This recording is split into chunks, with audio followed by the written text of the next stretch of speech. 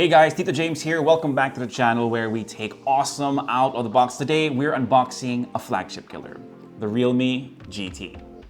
So here we go. Ito yung box ng Realme GT and iba siya sa nakita natin usually from Realme. It's not in their signature yellow. On the back, we'll see the key specs for this device, which is of course a Qualcomm Snapdragon 888 processor, 65-watt super dart charge, a 120Hz Super AMOLED full screen, and a Sony 64-megapixel main camera for their triple camera setup.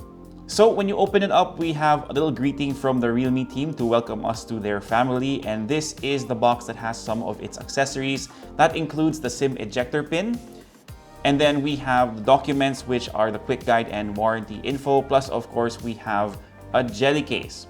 But you're not going to want to use this because of the colorway that we have. I'm sure you saw it in the thumbnail already. Of course, we have the phone itself, and boom! Ang swabe nito, this is the Realme GT in racing yellow, and I don't know about you, pero it really reminds me of Bumblebee. Pero itabi muna natin yung phone for now. Let's finish the unboxing. And actually, there are only two items left inside the box. You have the USB-C cable, and lastly, the 65-watt Super Dart charging brick. As always, recap tayo ng laman ng packaging. You have the Realme GT in racing yellow, a dark frosted or dark tinted jelly case, the documents, a SIM ejector pin pero wala siya sa frame, the USB-C cable, and the charging brick. Okay, so at this point, usually pinag-uusapan natin yung price, but unfortunately, like most of our first impressions for Realme smartphones, they haven't disclosed to us kung ano yung presyo dito sa Pilipinas or info about the availability. I'm sure meron na kayo nakita sa Shopee, pero I just want to tell you guys that's not from the official, or it's not officially available from Realme Philippines, nor is it their authorized resellers. So if you want the 100% legit one na may actual warranty from Realme Philippines, we'll have to wait. But anyway, let's talk about the phone itself and have a closer look at the Realme GT. Like I said guys, sobrang swabe talaga ng racing yellow color variant or version ng phone na to. It's actually mostly covered in vegan leather, so sobrang sarap niyang hawakan. The texture is really nice. Medyo sayang kung tatakpan natin ng case, pero I understand if you want to protect that finish. A bit of good news though is that for those who are concerned of wear and tear, plus kung medyo pawisin yung kamay natin, the leather option has an anti-odor and anti-crack treatment. Of course, the reason why it reminds me of Bumblebee, aside from the color, is because of that racing stripe that's aligned with the camera array. I'm not sure if this is made out of glass or plastic, but I'm guessing na plastic siya kasi plastic din yung frame apparently, so sakto lang din yung weight at 186 grams. So on the right side of the GT, you have the power button na may yellow accent. I like it na may headphone jack pa rin to since alam naman natin ngayon na medyo rare na yung port na to. And beside it is the USB-C port and one of the speakers of this device. So yes, stereo speakers here. You have the volume rocker on the left side and access to the SIM tray. And I know na minus to for some of you guys, pero wala siyang expandable storage. Dual SIM tray lang siya. For those of you who are wondering, wala ding IP rating yung Realme GT regardless of which version of the phone you get. So extra careful lang, especially ngayon na rainy season na dito sa atin. Anyway, let's move on to one of my favorite things about this device, the screen. Because really, look at that. It's really, really nice. I don't know if the camera does it justice. Like the back of the box says, Super AMOLED yung display na gamit nila dito. It measures in at 6.43 inches, Full HD Plus yung resolution niya, and it has a refresh rate of 120 Hz. So for me, this checks a lot of boxes. You're getting really smooth navigation through the device, faster touch sampling rate for you gamers out there, plus it's really color accurate as well. Wala nga lang siyang HDR, pero at least pwedeng manood ng HD content sa Netflix. Of course, that AMOLED display also gives you access to an in-display fingerprint scanner, and so far, accurate naman siya for me. Sakto lang din yung placement ng sensor. It's not too high, it's not too low. So, I don't know if I just have big hands, but yeah, sakto siya para sa akin. So like I said earlier, you are getting dual speakers on the Realme GT. You saw the speaker on the bottom. The other one is of course hidden in the earpiece of the phone. In terms of sound quality though, for my initial impressions, I would probably give it a 7 out of 10 maybe. Malakas siya, the volume is really great, but I would keep it at 60%. And for the sound quality, medyo matina siya, but let's give it a listen and let me know if you agree in the comment section.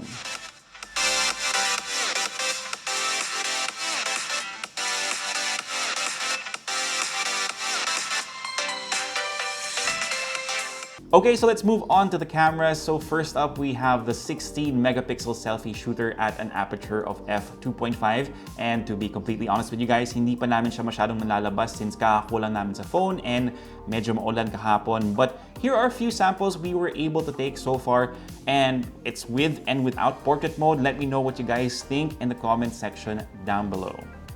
Moving on to those triple cameras on the back, again, you have a 64 megapixel main camera at an aperture of f1.8, and this has a Sony IMX682 sensor. No OIS here, so take note of that. Then you have an 8 megapixel ultra wide camera and a 2 megapixel macro. So here are a few sample photos we've taken so far, and no surprises here. The main camera does pretty well kahit na medyo cloudy yung lumabas ako for sample shots. And of course, kailangan pa natin ito matest in better lighting conditions. But you will see a noticeable dip in the details with the ultra-wide, especially around the trees, which is no surprise since it's only at 8 megapixels. Pero the field of view is really nice. It's really wide. We also tested out, or at least simulated, some night shots for you guys in the home studio. So we have pictures with the studio lights on, with natural light coming in from the windows, and one with night mode, and we used our blackout curtains para madilim talaga dito sa space namin. Of course, we had to try out the macro lens too. Not really a fan of having this around with all of our smartphones kasi medyo limited nga yung use case niya, but it's there if you want it. So to be honest with you guys, based on again, this is just the initial impressions or the first impressions for this phone, the cameras are pretty much the biggest weakness if you ask me. But then again, when it comes to flagship killers, that's usually the case. They really compromise on camera performance, pero syempre, buwing-buwi naman sa internals.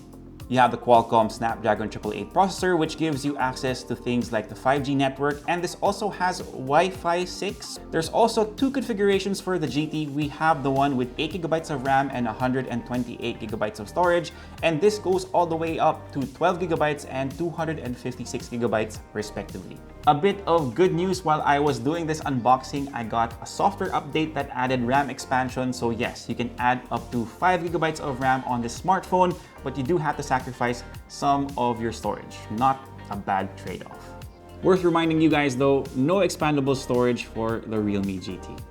Of course, we still have to run a few tests to see kung medyo may quirks yung Realme GT in terms of performance. You can see some benchmark scores on screen right now.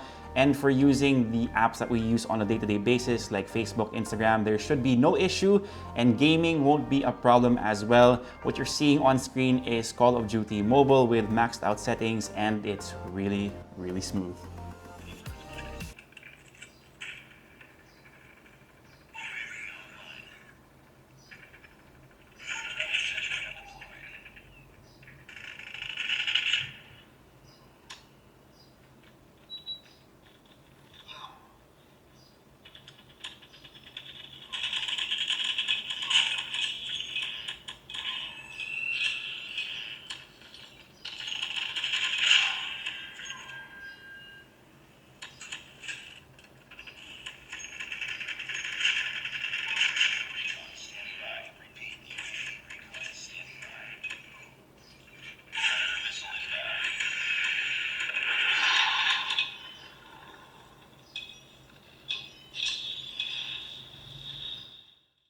Realme says that they've also equipped the GT with a new stainless steel vapor cooling chamber to help out with temperatures, and I think this is again something we'll have to test out more. They say that this is more efficient than the copper ones. I'm not sure if that's true, but I'm sure some of you are gonna ask if this phone runs hot or not. So yeah, we'll test that out for you guys and just check out the full review. For the battery, I also think that this is a potential weak point for this device kasi 4,500 milliamp hours lang siya. So combined with that display, again on 120Hz refresh rate, you might have to bring a power bank with you kasi malakas nga yung power draw ng screen na to. Or you can always bring the included charger kasi 65 watts siya. And Realme is advertising this so that you can go from 0 to 100% in just 35 minutes. I actually tested it out and legit siya guys, 30 minutes, 0 to 100%. Maybe more, may factors dyan, but around that number.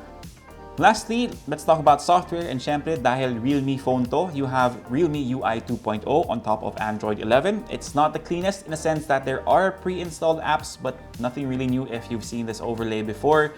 If you're a gamer, of course, you have access to things like game space. If you want us to go more in depth about this, maybe we can talk about it in the full review, but I'm pretty sure that a lot of you have seen this UI before. Alright, so I think that's pretty much it. First impressions pa lang naman to. There's a lot of questions to be asked, and if you have any questions, let us know so we can address it in our full review. Hopefully, we also have the price for this smartphone already by the time that rolls out. I hope Realme prices correctly for the Philippines. But for now, my pros are of course the internals. Again, Snapdragon 888. It's the best processor that we can get right now. Plus, you have access to that new vapor chamber or vapor cooling system, which again, if you're a gamer, that's going to be a big thing for you. Second, of course, is the screen, because screen is very important for me. I feel like they made no compromises for this one, except for HDR, but this is still going to be great for consuming content. For the cons, like I mentioned, it's going to be camera performance. Of course, there's more testing to be done, better lighting conditions when it's not so cloudy outside. And of course, the second thing is that battery life, because again, the capacity is only at 4,500 milliamp hours and you have a 120 Hz display.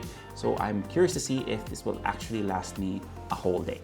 So there you go. If you like this video, give us a thumbs up, sub to the channel, and make sure you hit that notification bell. Again, if you have any questions, leave them down below and I'll try to get to them as soon as I can. For all the latest in tech, head to Unbox.ph and follow us on Facebook, Instagram, TikTok, listen to our podcast on Spotify. And there you go. My name is Tito James. Peace, God bless. See you guys next time. And of course, stay safe.